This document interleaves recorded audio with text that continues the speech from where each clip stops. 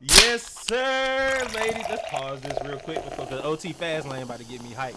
Ladies, let me make sure everything on. Got the levels on. Got my levels on. Everything straight. Because I don't want to say this twice. Because let me tell you, we about to get off the motherfucking rails tonight. Yes, I'm cussing in the first 30 seconds because this is what it is. Ladies and gentlemen, we are here for episode 100. They said it couldn't be done.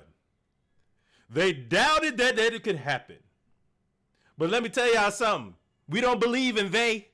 They don't matter. They don't exist. They couldn't hear us. I'm preaching and I'm drunk.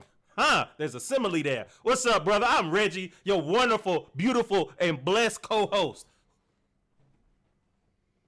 I am Norwood, and I do not have a visual yet, but I do know that Reggie is prepared. And as soon as the video comes up, we get this thing rocked up, started off correctly. I'm excited. There we go. That is what I was hoping will materialize, and it did right on time. They did say it couldn't be done, and somehow we did it in spite of.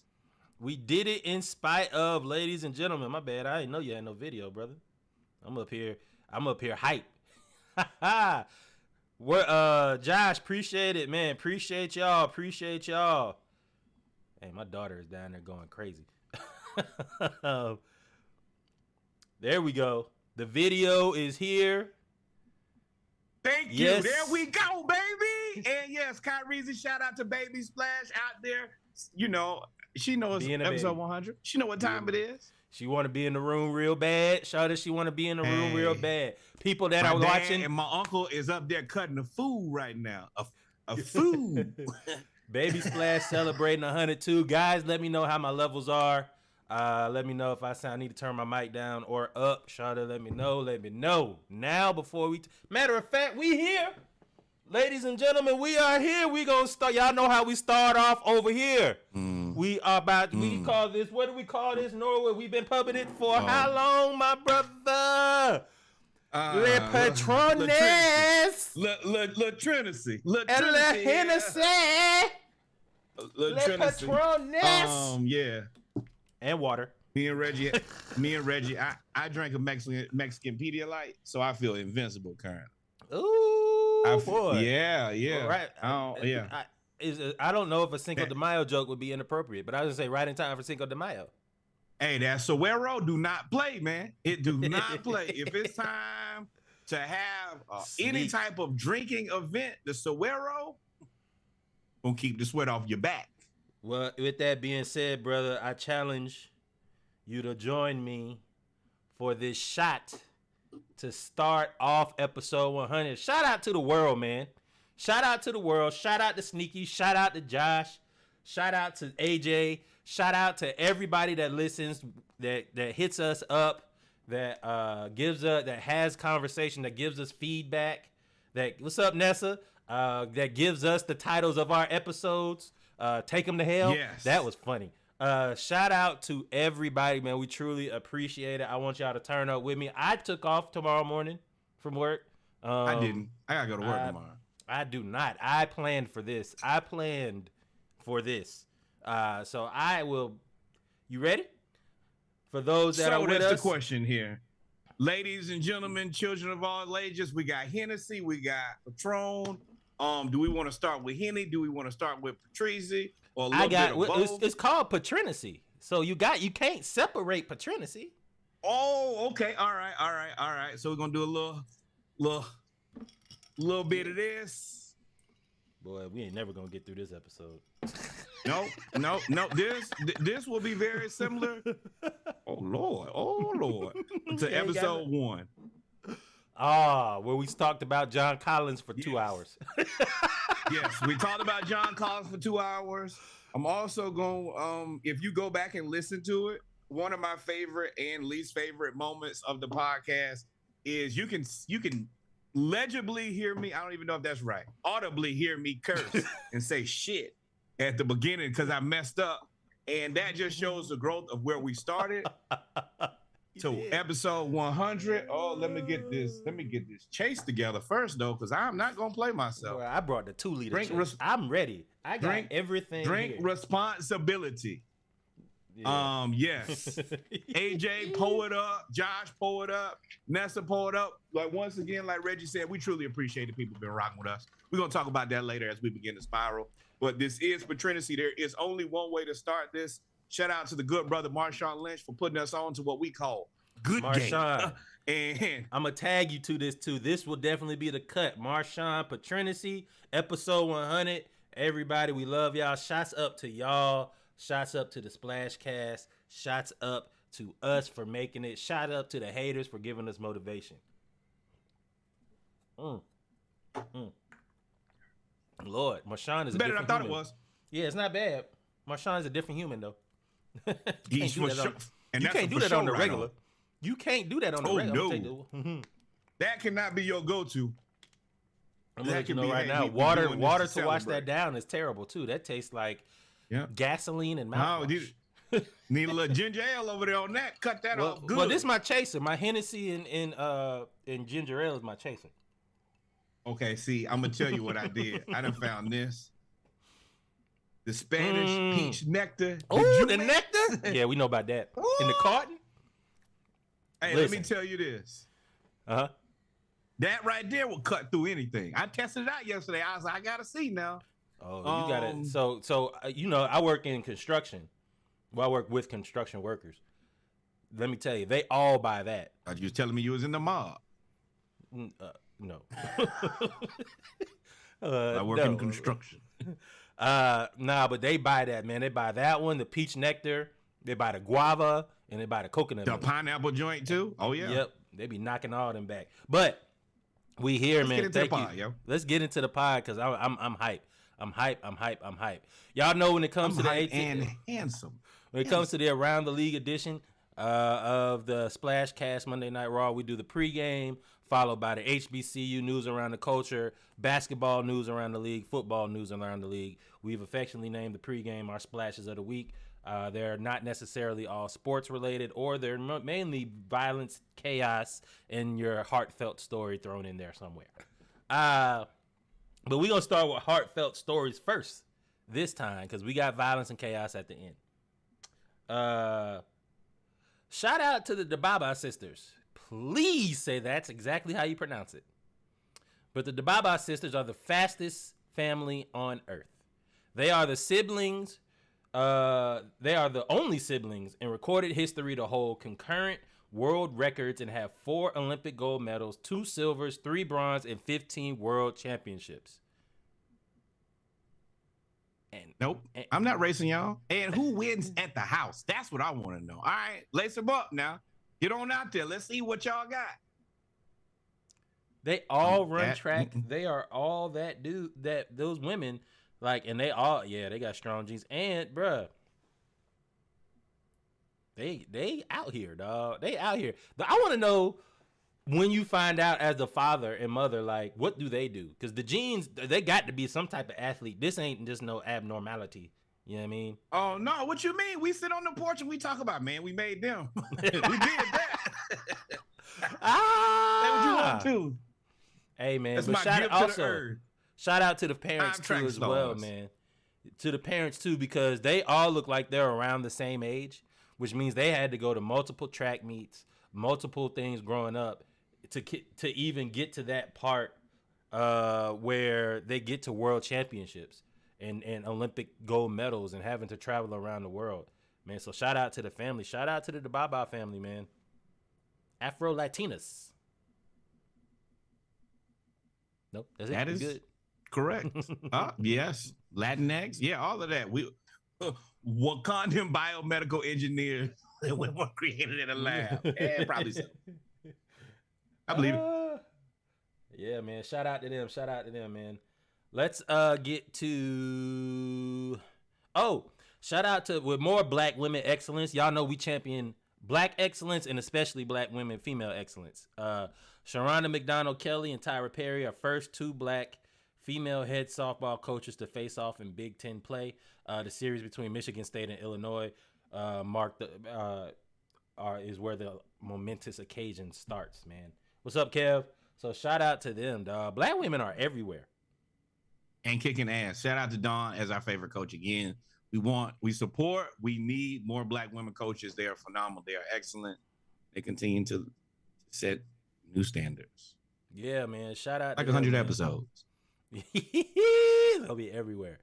Speaking of Don and women's basketball, 2 LSU legends linked up with Joe Burrow bringing LSU their first championship in, I think, a decade. And then, of course, Angel Reese winning the first championship in basketball history at LSU, leading the LSU Tigers to a championship game. So,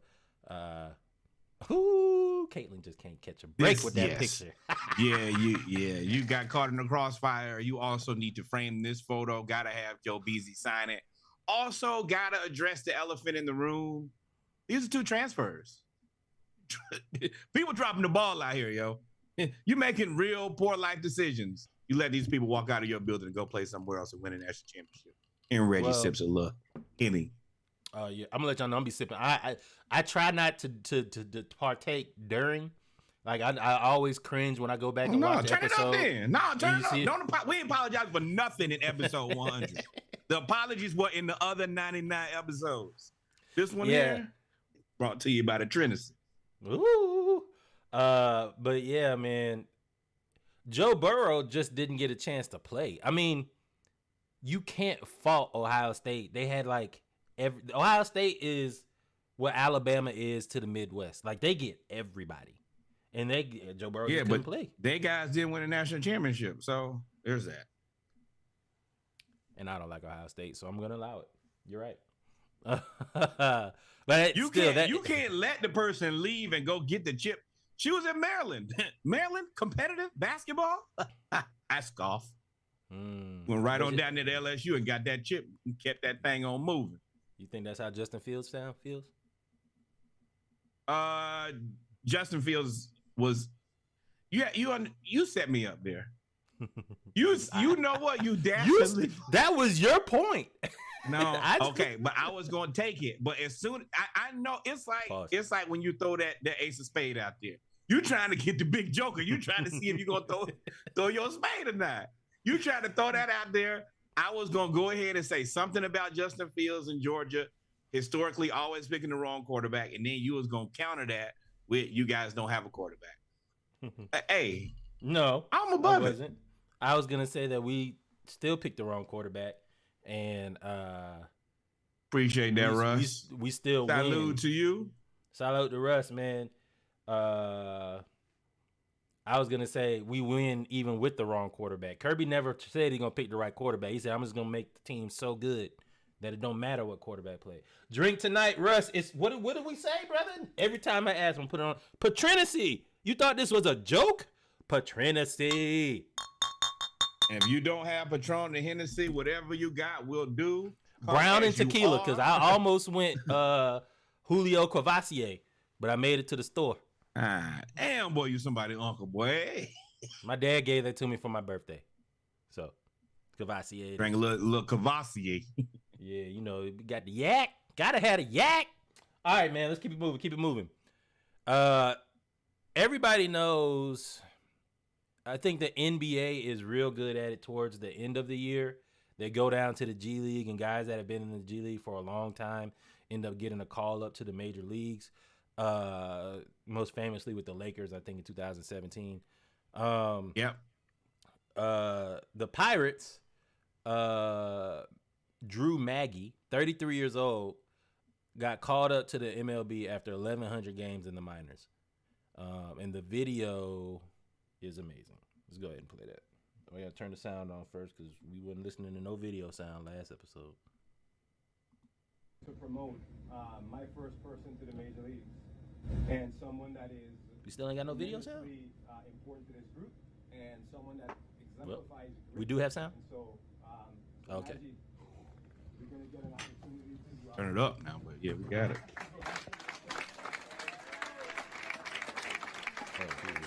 I'm happy for this dude, man. 33 years old, gets a call up from the Pirates. The Pirates are not playing the most competitive baseball in the first place. If not, at least have a guy who's played 1,100, not 1,100 episodes. We've only done 100 episodes. But he's played 1,100 games for you guys. Yeah, honor that dude. Respect that dude.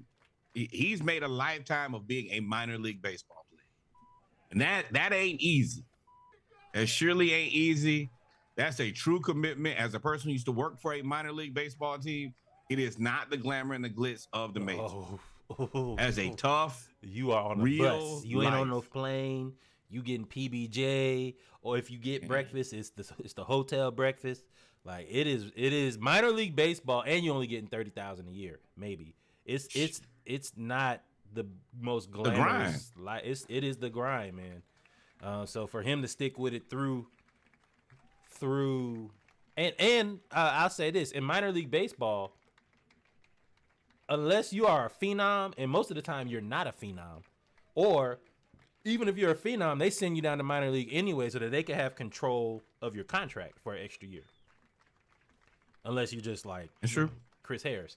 So when they send you down there, everybody thinks that they're going to get called up because they tell everybody that we're going to send you down there, get you some relief. We're going to be able to hold you for an extra year, blah, blah, blah, blah, blah. And then you get to the point you get sold a dream.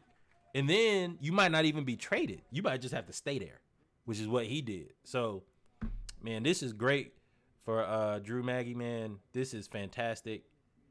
I couldn't say. And shout out to being in your mid-30s and just playing minor league baseball, enjoying life. Congratulations. This is a momentous occasion, so I'm not going to say anything. But a lot of people aren't afforded that ability. So. And 16-7, that's actually well, they got the best record in the National League. I mean, losses the Braves got. Got to check. Shout out to the Bravos. Shout out to next up Bravos. Though. Hey, so now let's get to the violence. Let's get to the violence, y'all.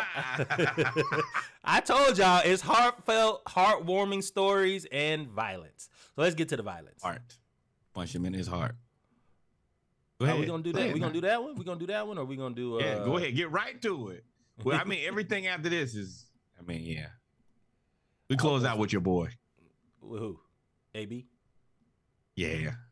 All right, so y'all know what it is, man. There was a lot of hullabaloo around this fight. Shouted. There was Tank Davis, Gervonta, or Mr. Davis is now, as Ryan Garcia calls him.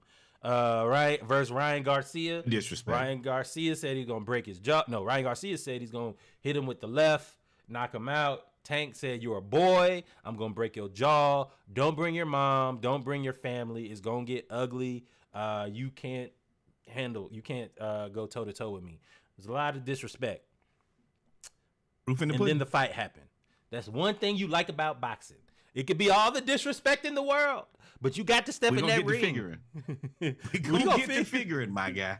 We gonna figure it out for sure. Oh, come on, man. What happened?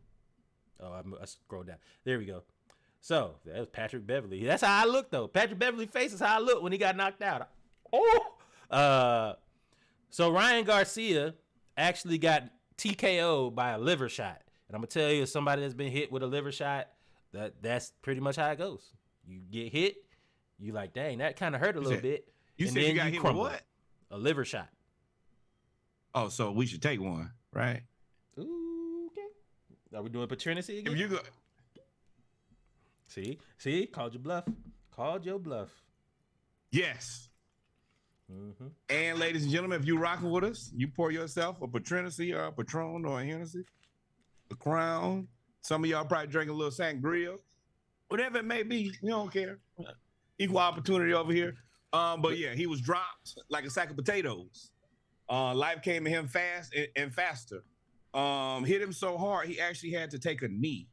That's what I was saying with the liver shot, dog. That when you get hit in the liver, you don't realize how bad it hurts until like 5 seconds later. And that's exactly what happened here. He got hit in the liver.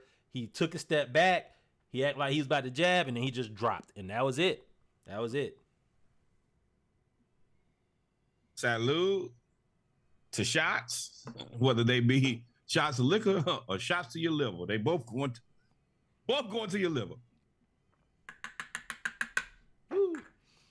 But yeah, man, that Gervonta Davis was crazy. And Gervonta knocked him down in the second round. He said, dog, you don't protect your chin, and You like to throw the left because you think it's always going to connect, and you don't protect your chin.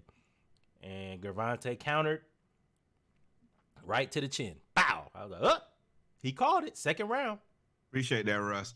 Yeah, and What Russ say? I want to say that Gervonta Davis is a class act because he punched him into quitting. Wasn't a knockout. It wasn't like, oh, you knocked me out. I woke up in a different place. I didn't know what was going on. You punched me. My sense reactors went off. I took a knee, and then I knew at that point it was over for me. And he just bowed out gracefully.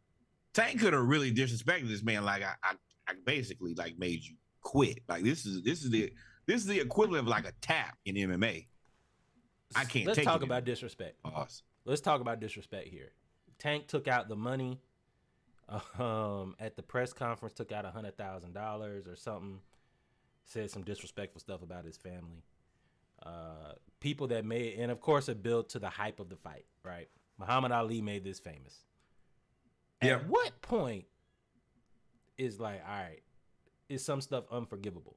There's only one person that I know that didn't play like that. And what you said, you had to stand on. And that was Mike Tyson. If you get disrespectful, I'm taking everything. You better leave Iron Mike alone. But Ryan Garcia and Tank were like dapping up after the fight. And they were, and of course, I guarantee you Ryan Garcia did not bet the purse. We know that was a lie. No, all of that was in order to like it now. As we look at what boxing and MMA is, you have to sell a fight. In order to sell a fight, you got to have a little bit of explosives. At the end of the day, I think that these guys respect each other. I think the Tank knows that he's a better fighter, but he's the older, more mature fighter. It's like when you fight a young guy, he'd be like, hey, man, come over here playing all you want to. Uh-oh, Reggie went to that water. And eventually, I'm going to punch you one time, and then you're going to be done. You're correct, Josh. That's not what he. That's Mike not Tyson the only thing he said. Yeah, he said way worse stuff. That video just popped up, and I was like, "Oh, a lot of CB4 talk from Mike Tyson, Shade. But the funny thing is, we've been potting so long that I know that your eyes widened when I said that behind the glasses. Yep, and I knew we know what interview. Well, it wasn't an interview. It was just right there. Yeah, that. Next, let's move on. Let's move the hell on to more people getting their ass whooped. Hey, man. So more ass whipping, Shade. So we talked about my man right here that made it. So this, let me pause this right here.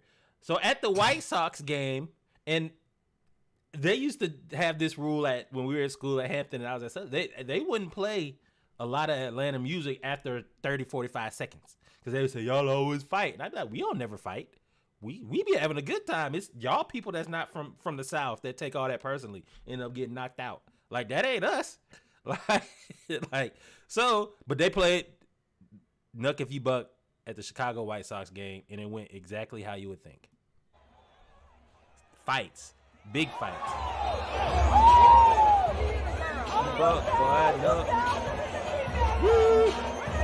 Knuck If You Buck seems so wild at a White Sox game. Like, you have so much Chicago drill music. You could have played Finito by Chief Keef. But Knuck If You Buck is an African-American spiritual. And if you don't understand the words, then you should probably step back. Growing up in the South, when this song came out, you knew what time it was when it was played. So the DJ or the organist, whoever is control of the music, you should have known what this was going to start. And it is always fisticuffs. Well, I will say that I don't know if they play a lot of Chicago drill music. Well, White Sox is supposed to be Southside Chicago. Ooh, they still fighting. Yeah, I didn't know this video went on for that long. But yeah, this is a good old, and hey, old boy in the 10 Sox jersey throwing a haymaker, and then khaki shorts is drunk and fell. Bro, don't fall on me. Why? No, he put Buddy in a headlock. But yeah, man, you can't. Yeah, Mike Tyson did. Do not touch me while I am in the middle of a. Oh, is that a Jordan? Nobody sees the Jordan 45 White Sox jersey. That is hard. That is hard. I need that. How did we miss that in pre-production? But this was great, and That lady right there in the red shirt is not stopping anything. Man, I know they don't pay her enough. she watched that. That is security they right fighting. there. She watched the whole fight. Oh, you didn't see the dude shirtless with the Mr. T chain on. Chicago is a wild place. It's a wonderful place in the summer, though. Yeah, and he's still talking. She got right back up. She said, I'm going to grab my supervisor. But yeah, we don't support violence. Yes, we do. And protect your face. Protect your face, protect your neck. Bow! Ooh, Speaking of protect your face. Willie Lump head ass. So Pat Ben. Please start this from the beginning. Please start this from. So this. All right, here we go. Right there. Stop. So she went to go out and help her son in baseball, and she took a ball to the face. Ball to the face? Took a ball to the face. In the eye, actually. She took balls to the eye. That's upper orbital. The first thing I saw is, I don't know if a lot of y'all watch Star Trek. I never pictured you to have a nerd moment. Yeah, I mean, she looked like, was that the Klingons that had the face jump like that? Well, whatever it is. It is. No. Everything about this is wrong. And like, what do you do if this is your lady and she come home with the legit? I'm telling you right now, my relationship is over because I'm calling her Willie Lump. Because she got lumped up. And ma'am, did you? So that's the next day. The swelling didn't go down; it just spread to the rest of the face. Wow. Eye closed. Now, as the husband, leaked over? Yeah. When she broke something. She broke a nose. What it looked like. What I will say, she broke that orbital bone. Top photo. What I will say is, this is all funny until you're the husband, and you going out with her to like, because obviously she ain't stay in the house. So now you gotta explain everything. I'm not going anywhere with my lady until her face is fixed. Because no, they're gonna look at you, especially me, larger, black, bearded man, lady with 2 black eyes, face lumped up. Oh, no. Duck your head, Mr. Norwood. Excuse me, how did I get here? So she died. It's all on Instagram. Yeah, that sounds good, Mr. Norwood. You're going to jail. Makeup wins I'm today. not interested in any of this. God, look at that brow. Let's talk about how the first thing you did when obviously you fractured your orbital bone was take pictures to put it on Facebook or Instagram. Hopefully, it's not guaranteed that she did that immediately. In that moment, you think? Yeah, at this point, we're that generation of people.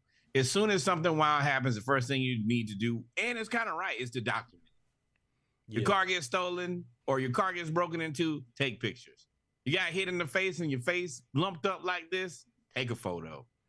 You think I appreciate her bravery and confidence to put it on social media so people like me can laugh. I would have never done this. But for you, we appreciate you. And watch the balls to the face. Balls to the face. Hey, man. And There's a joke. We're making There's a joke there. A joke. She probably gonna be tight with me for at least the next forever. Every time. Nope. So speaking of Reggie said every time. Nope. I'm making a joke every time too. So there's a joke. There's a joke in this transition to AB. Y'all remember AB got a misdemeanor for throwing a bag of dicks at his ex-girlfriend. I'll never let y'all forget that. That is hilarious. So we're talking about balls to the face, and now we're talking about AB, who's famous for throwing a bag of dicks at his ex-girlfriend, baby mama at the time. Hilarious. AB was on the University of Albany's ticket giveaway. University of Albany's campus, and did a ticket giveaway, and they was following him around. Hey. We will actually get into some bad takes later, but I wanted to start with this one specifically. You go back probably about 20 episodes. Reggie told me, he was like, oh man, this thing will never blow up. AB does not, I assume, does not play football anymore. All he does is go around and do this dance, and people love him for it. I did not take into the account the court gesture-like love that he gets. I thought people would be sick of AB like I am, but nope, people like to laugh. So it is. He doesn't even play football anymore. He just goes around. He performed at Coachella, and it is really just put that shit on. And I will say this, as a person who gives you a Splashcast 36 pack basically every week, while we here, and we got something new on the way. But before we get there, number one, there'll be another 36 pack this week. And as a person who listens to a ton of music, AB's rap music is not the worst rap music out. I feel very confident in saying that. I mean, that's you'd have to be really, really bad to be last, to be the worst. No, well, okay, let me clarify what I'm saying so that there is no misinterpretation. His music is a lot better than the rest of y'all. A lot of y'all really spend a lot of time investing into like all of this. Not fire. AB, he got a few now. He got a couple. I will say that AB has apparently done right by his money, because he is now the owner of the Albany Empire, which is a arena football league. Yeah, so Josh, we knew that he was the arena. I was trying to set it up. He was the owner of the arena football league. I was trying to set it up. Just trying to put it by the rim so I could dunk now. But the reason I love this is there has to be situational awareness. You have to have some level of humility. And he told you. Go ahead, play it now. Remember those things. Remember what I told you. Team in Albany when Paul Blart's uncle told him that. Get off the field right now. You hear me? You need to get off the field right now. He owns it. No, he doesn't. Now the cameraman was trying to help him out and tell me on the He team, said, but no, by he that time doesn't. his pride was in full swing. Get off the field right now. You gotta get off the field right now. You're going nowhere. Right now. You gotta go get some bigger muscle. Off the field right now. You're going nowhere. You're going off the field right now. Now I'm going to just go on the record and say, if I see a dude walking around with a floral suit and night boots on, you got a lot of money that you spend in the real way. You probably own the team, but he ain't believing. I'm the owner. Nah, I don't think so. But yeah, well, you don't think so. He either left embarrassed or unemployed, but let me guess, both of them. Kill him. All right, and of course it's another racist moment. But So I love this that you work for an arena league football team, but NFL great Antonio Brown you cannot recognize. And not only is he NFL great Antonio Brown. I said it the first time, I was like, this is not right. Antonio Brown. But also he is the owner. He's an owner for the team that you work for. So you're just missing the boat at every opportunity. And then now, and I want to give him a little bit of credit here, because had he like palm slapped you, like a certain amount of people would have did, he would have been wrong. But the aggression level that you took with him, the tone that you took with him, and once again, this guy owns the team.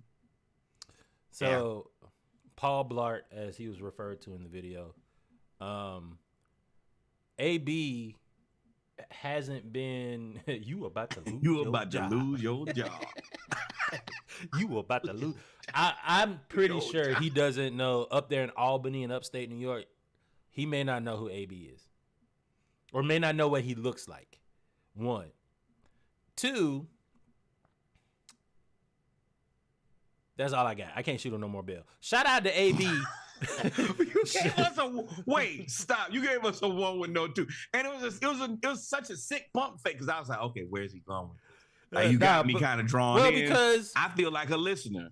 I'm like, okay, yeah, Reggie got us here. No, I was trying. I like how AB said quietly, but with enough reckless abandon in the face, that the guy was like, kind of like, he was like, yo, you got to get off the field. He said, I'm not going nowhere. You got to get off the field. I'm not going nowhere. He said, if you own yes, the you football are. team and somebody walks up to you, what you But gonna say? y'all missed the first line. Y'all got to go get some bigger muscle. Is what AB said. Is what AB said. And AB slapped that man like he should have. He said, y'all got to go get some bigger muscle. And then said, I'm not going nowhere twice. And then he said, I'm the owner. He said, no, you're not. And what y'all don't see is this, the white lady there standing next to him, when he started arguing, she turned around and walked away like, oh, no, I'm keeping my job. Oh, we are not getting fired together. Good. That man told you, he was nice enough to tell you he is the owner. Then the man himself said, eventually, now this is the worst part about this is, this might not even be this man's main job. This is probably a good side hustle for this man. He probably getting paid some money to not have to do any real work. I assume that where this team is northern New York. It's near Canada. So it's not a whole lot of wilding going on. Now, you have to explain to your wife how you got fired. Then you got to explain to your church members, because your church members saw it. Your job. Oh, yeah. Ain't that David? See, ain't this that why David? this why I don't need to have them. I mean, I need to have money. But this why God couldn't give me money at 21, because I'd have showed up at his church doing my dance. Like, you just lost your job. You just lost your job. Matter of fact, take that shirt, take that shit off. Take that shit off. Hey, I want his badge. I want his walkie-talkie. Take it off. Oh, that would have been the remix. Take that shit off. That would have been me right there. Yes, sir. But, ladies and gentlemen, this was a 38-minute pregame, and we just getting started. Episode 100. I got my shot poured up. I don't know about you. Are we running it back? Oh, I told you I took off work. I'm prepared. Let's go. Let's go. Shout out to everybody. My heart is yearning for your love. I don't have that queued up, but dang, that's a good one. That's fine. I'm here. We vibing. We drinking. We releasing something new here in a few minutes. Oh, yeah. And on top of that, this is the realest podcast in the world. We have made it to episode 100. I ain't gonna lie, the pregame is one of our favorite times because we get to come here and dick off with you guys. It ain't serious. It ain't reporting. It's just hanging out with our friends. Shout out to the world. We rocking with y'all. We rocking with y'all. Peace out. We'll be right back. Everybody go get a beverage, use the bathroom, take about 5 minutes. We'll be right back. We're going to go into our HBCU news around the segment, news around the culture segment, as well as have a world premiere. Y'all stay tuned. We will be right back. Stay dangerous.